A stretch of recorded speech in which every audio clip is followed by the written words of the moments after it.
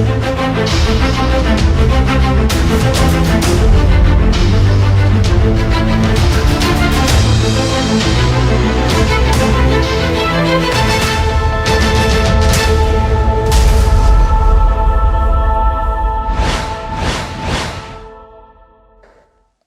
बात करेंगे ब्रह्मांडीय ऊर्जा के बारे में, ईश्वरीय ऊर्जा जिसे हम कहते हैं।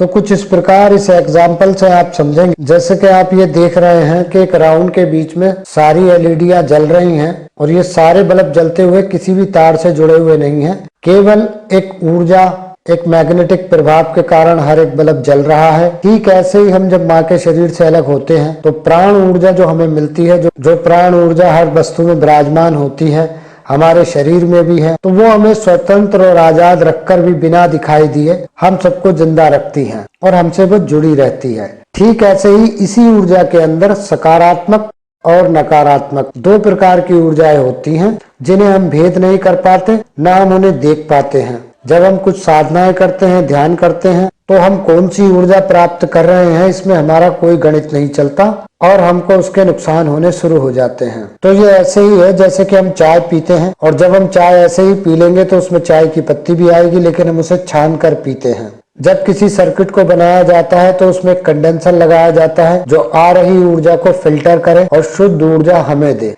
ऐसे ही कुछ शास्त्रों में कुछ मंत्र बताए हैं, कुछ ध्यान के तरीके बताए हैं विज्ञान भैरवादी तंत्र में, जो हमको नकारात्मक ऊर्जा से बचाते हैं और सकारात्मक ऊर्जा के रूप में हमें ध्यान लगने लग जाता है। और जब ये नकारात्मकता होती है तब हमें ध्यान में भय लगना, बैठे बैठे घबराहट होना, अनजानी आवाजें आना, या हम किसी को रेकी दे रहे हैं तो रेकी देने के बाद अक्सर हमारी कुछ हद तक तबीयत खराब हो जाना, या हम जितनी पूजा पाठ कर रहे हैं उसका फल न मिलना, और हमें भक्ति भी पूर्ण है लेकिन उसका हमें कोई भी लाभ नहीं मिल रहा है।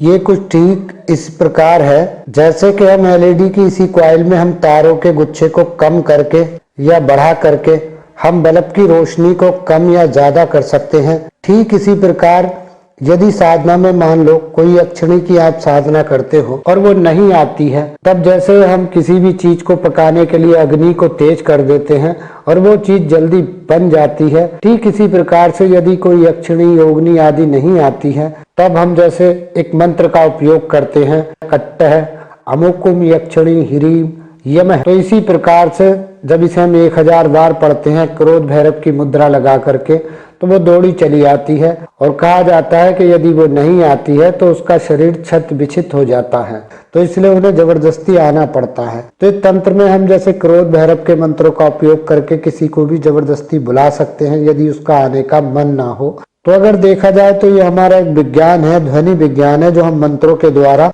चीजों को अपनी तरफ आकर्षित करते हैं या उनको बलपूर्वक बुला लेते हैं।